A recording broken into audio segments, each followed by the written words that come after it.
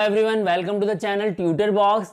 In today's lecture, we are going to discuss about life cycle of RBC. In earlier lecture, we discussed about the various components of the blood and blood composition and function of the blood. Now we are going to discuss about life cycle of RBC. So before moving forward, I am just requesting you all that those who have not subscribed the channel, please subscribe the channel as well as press bell icon. Okay, ताकि आप लोगों को क्या मिल जाएंगे, notifications मिल जाएंगे. Okay, so यहाँ पर देखिए जो लाइफ साइकिल है आरबीसी का क्यों इंपॉर्टेंस रखता है, यहाँ पर क्वेश्चंस भी आता है आप लोगों के लिए जीपैट में इससे लाइफ साइकिल से related. Okay, as well as competitive examination कोई भी हो वहाँ क्वेश्चन आता है और यूनिवर्सिटी एग्जामिनेशन में भी यहाँ से क्वेश्चन बनता है. Discuss the life cycle of RBC. Okay, so यहाँ देखिए लाइफ साइकिल में हम क्या पढ़ने जा रहे हैं, आरबीसी का लाइफ साइकिल क्यों इंपॉर्टेंस रखता है. तो सबसे पहली बात ये है कि आरबीसी का लाइफ साइकिल जो है वो कितने दिन का होता है.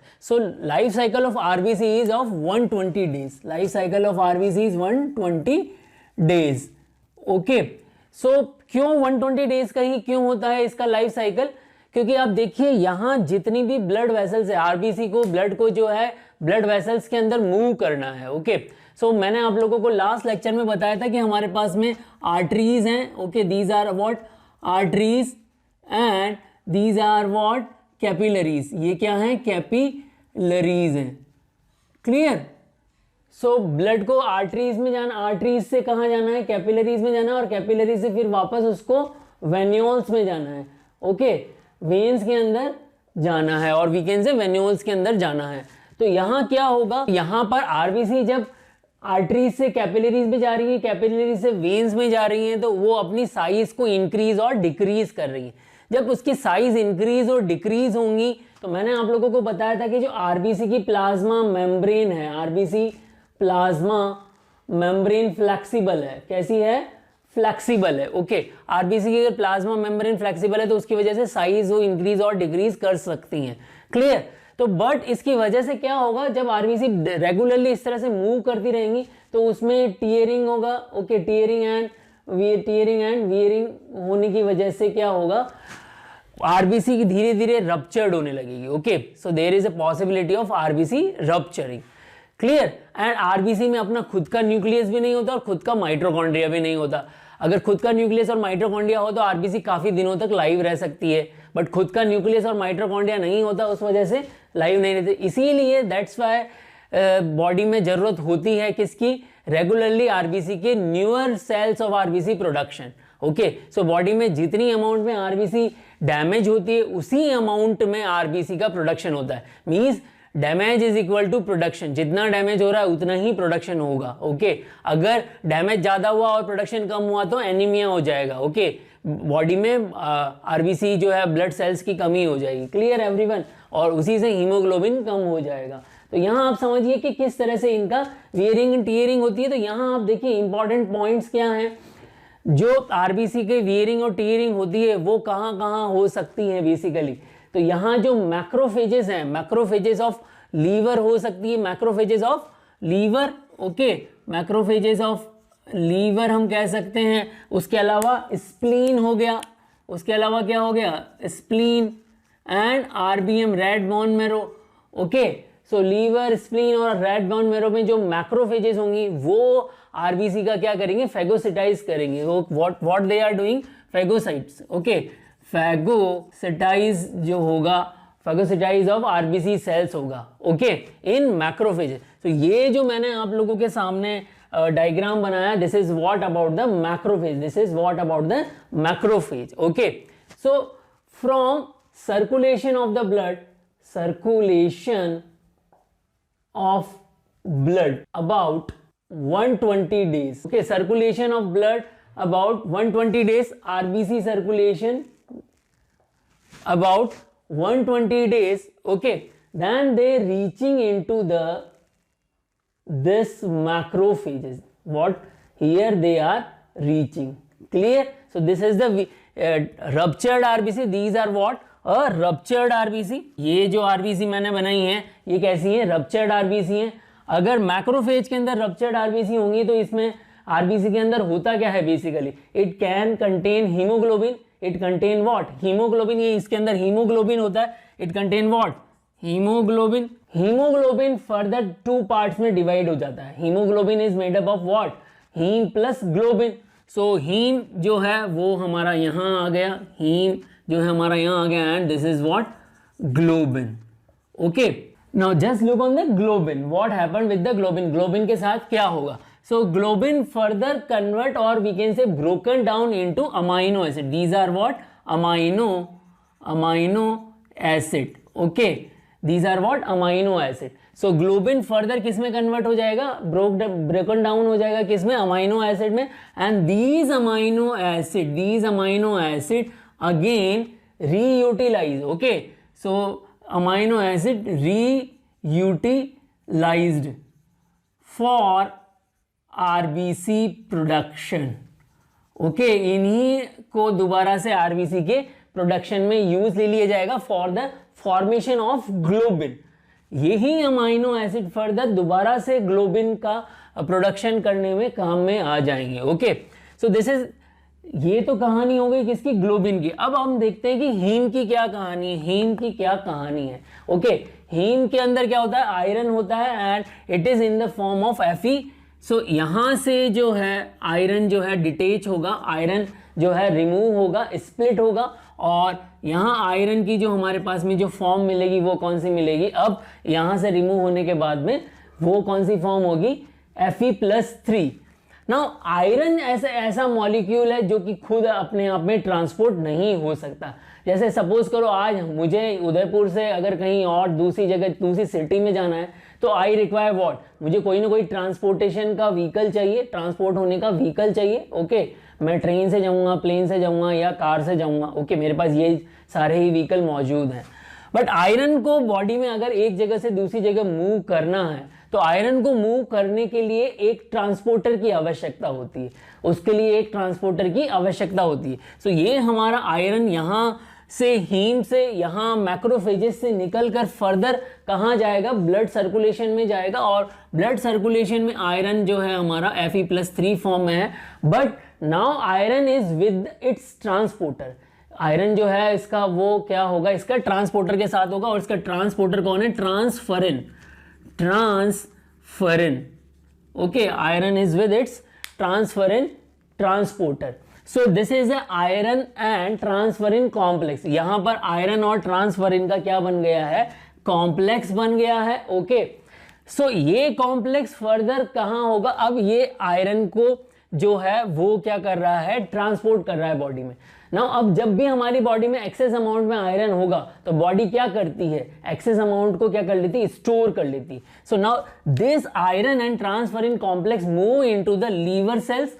यहाँ ये this is what, a liver cell. Okay, liver है हमारे पास में। इसके अलावा बॉडी में और भी सेल्स हो सकती हैं, लाइक मसल फाइबर हो सकते हैं, मसल फाइबर हो सकते हैं। Okay, and macrophages of spleen हो सकती है, macrophages of spleen. Okay, clear. And तो ये मसल फाइबर हो गया, मैक्रोफेजेस ऑफ स्प्लीन हो गया, और लीवर सेल्स जो होती हैं वो आयरन को क्या कर लेती है, स्टोर कर लेती है, वो आयरन को स्टोर कर लेती है। तो यहां पर देखिए आयरन जो है किस फॉर्म में स्टोर होता है, in the form of ferritin. Okay, so this is what, ferritin. Clear.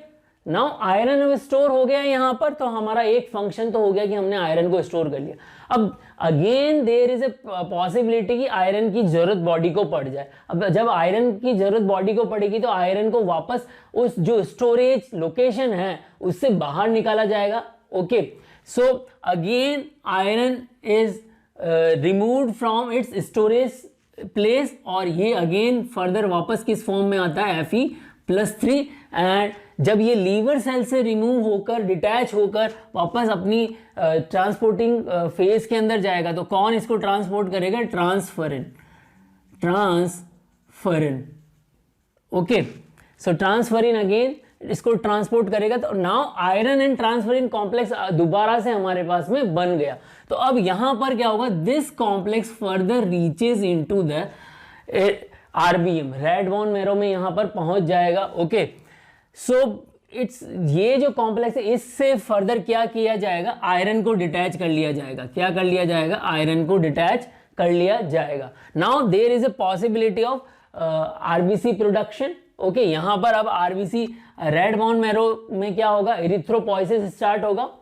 Erythropoiesis जो कि मैं आपको पहले भी बता चुका हूं कि किस तरह से होता है, हीमोपोइसिस वाले लेक्चर में मैंने आप लोगों को बताया था। There is a cycle for erythropoiesis. So यहां पर आर Fe+C हमारे पास में जनरेट हो गया। Okay, then again these amino acid further utilized to make globin. These amino acid further utilized to make globin. Okay, so here we are getting what, globin हमको यहां मिल गया। okay, globin यहां मिल गया।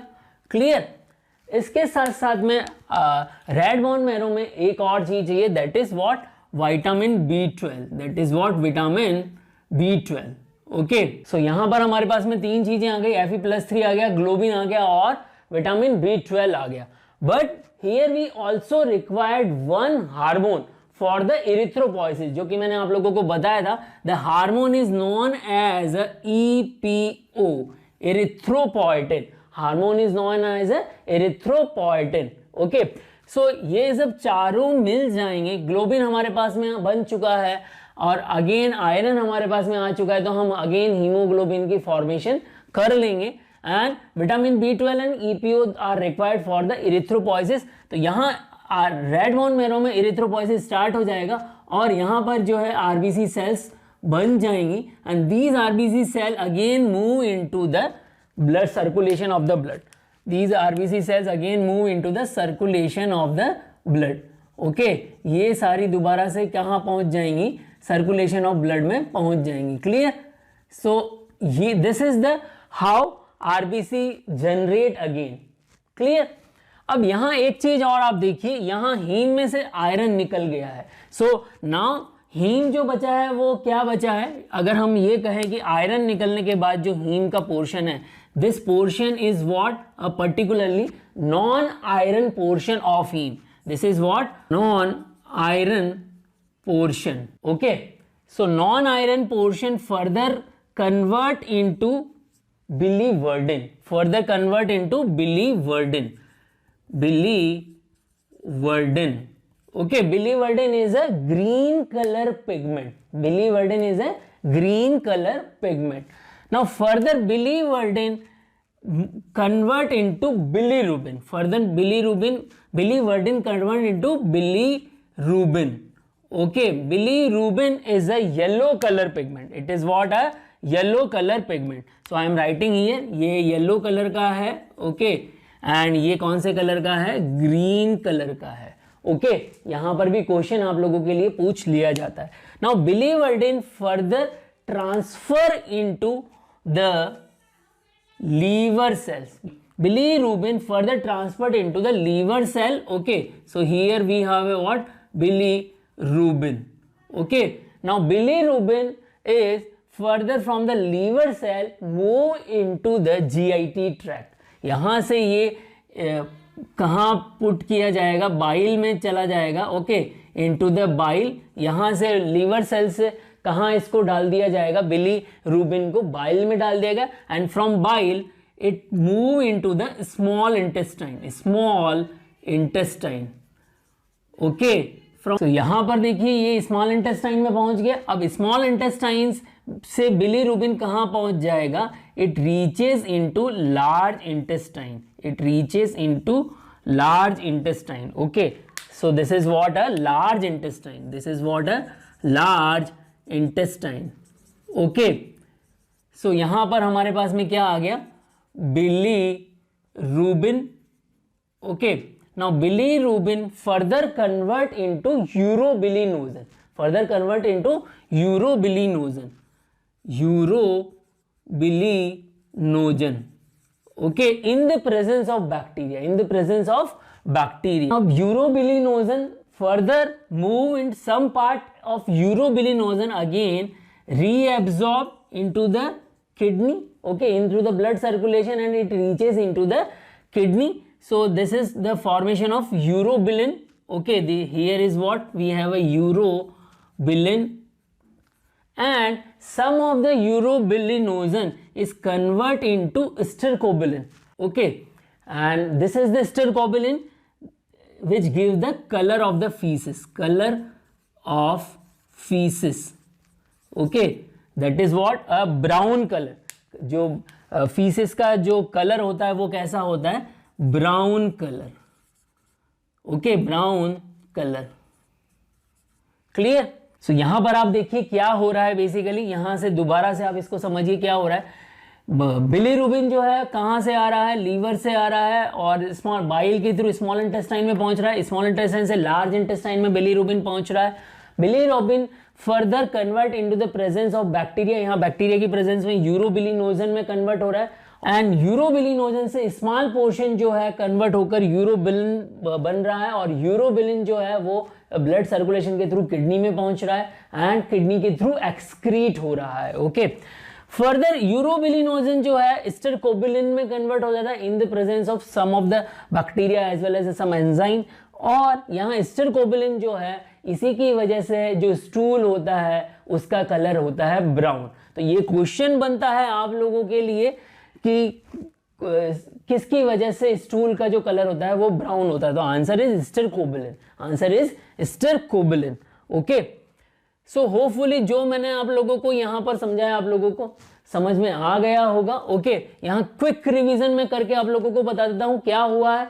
आरबीसी रप्चर्ड हुई. Ruptured RBC further haem और globin में convert हो गई. ग्लोबिन फर्दर क्या हो गया? अमाइनो एसिड में कन्वर्ट हो गया. और अमाइनो एसिड को फर्दर हमने रीयूटिलाइज कर लिया. कहाँ? ग्लोबिन बनाने के लिए. ओके, अगेन हीम में दो पार्ट है, आयरन पार्ट और non iron part. Okay, so iron part को फर्दर ट्रांसपोर्ट आयरन पार्ट को इससे डिटैच कर लिया गया, रिमूव कर लिया गया और Fe+3 फॉर्म में आ गया.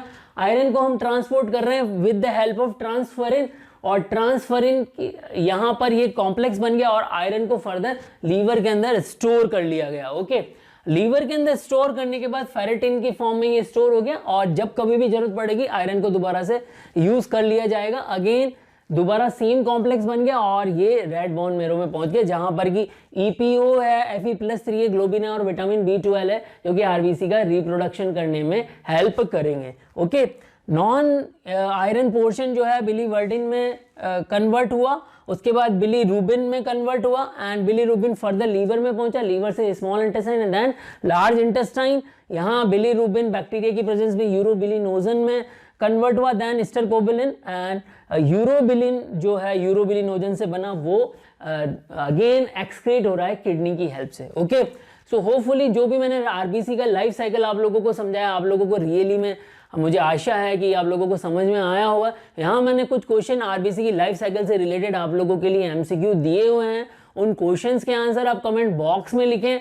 और रियली में आप लोगों को अगर ये लेक्चर समझ में आया हो, पसंद आया हो तो आप अपने क्लासमेट्स के साथ सबके साथ शेयर करिए. ओके, नमस्कार everyone. Is time for question round. Question number 1, life cycle of RBC is A 180 days, B 365 days, C 120 days and D death not occur. Question number 2, globin broken down into A carbohydrate, B amino acid, C lipid, D none of these. Question number 3, the color of biliverdin is dash dash dash and the color of bilirubin is dash dash dash. A green and yellow, B yellow and green, C green and red and D red and green. Question number 4, the feces get brown color due to dash dash dash. A urobilinogen, B urobilin, C stercobilin and D bilirubin.